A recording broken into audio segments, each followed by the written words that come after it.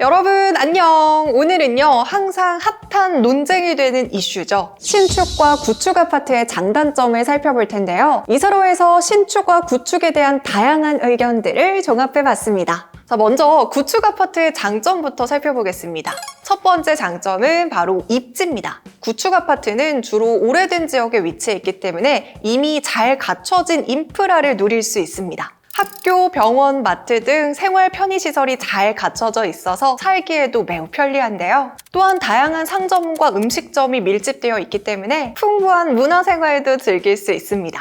교통 인프라 역시 발달돼서 대중교통을 이용할 때도 편리하고요. 자가용을 이용할 때도 접근성이 뛰어납니다. 이처럼 상권, 학군, 교통 등 생활에 필요한 요소들이 잘 발달해 있기 때문에 생활이 매우 편리하다는 장점이 있습니다. 이어서 두 번째는 저렴한 매매가입니다. 신축에 비해서 상대적으로 저렴하기 때문에 주택 구매에 있어서 부담을 덜어낼 수 있습니다. 예산이 넉넉하지 않는 분들에게는 매력 포인트가 될 수 있겠죠? 또한 동일한 금액으로 신축과 비교해서 훨씬 더 넓은 주거 환경을 확보할 수 있다는 장점도 있습니다. 하지만 장점이 있으면 단점도 있겠죠? 단점 첫 번째, 바로 노후화된 시설입니다. 구축 아파트는 시간이 지남에 따라서 엘리베이터나 배관, 전기시설들이 노후화되기 때문에 고장이 잦거나 열악한 주거 환경에 놓일 가능성이 큽니다. 단열 및 방음 성능도 상대적으로 떨어지기 때문에 소음에 취약하죠. 또한 보안 시스템이 미흡하거나 화재 예방 시설이 제대로 갖춰져 있지 않아서 안전에 대한 우려 역시 지울 수 없습니다.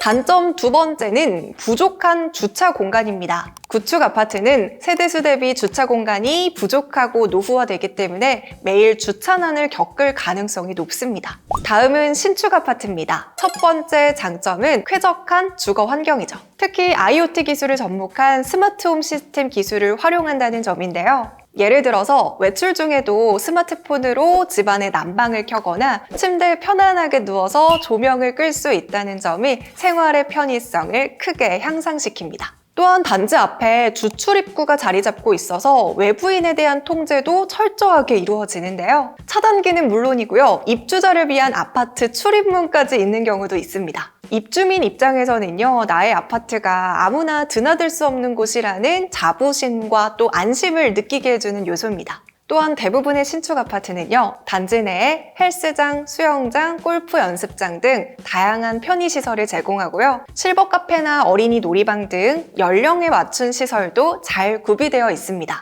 두 번째 장점은 최신 설계입니다. 신축 아파트는 건물 설계나 주거 환경이 현대적이고 정말 쾌적하게 설계가 되어 있는데요. 보다 강화된 내진 설계, 층간소음 기준, 화재 안전 기준에 맞춰 지어진 신축 아파트는 구축 아파트보다 훨씬 더 안전한 생활을 할 수가 있겠죠. 마지막으로 신축 아파트는 지상 주차 공간을 없애고 지하에만 만들어 놓는 경우들이 많은데요. 지상 공간은 공원이나 놀이터, 산책로, 뛰어난 조경 공간 등으로 꾸밀 수가 있습니다. 대부분 지상에서의 차량 이동이 금지된 곳들이 많기 때문에 산책을 좋아하시거나 반려견을 키우시는 분들이 특히 선호합니다. 다음은 신축 아파트의 단점입니다. 첫 번째 단점은 단연 비싼 분양가겠죠. 신축 아파트는 구축 아파트에 비해 분양가가 훨씬 더 높기 때문에 경제적인 부담이 큽니다. 어느 정도 자산이 되지 않는다면 접근 자체가 힘들 수도 있는데요. 거기에 관리비 부담도 정말 큽니다.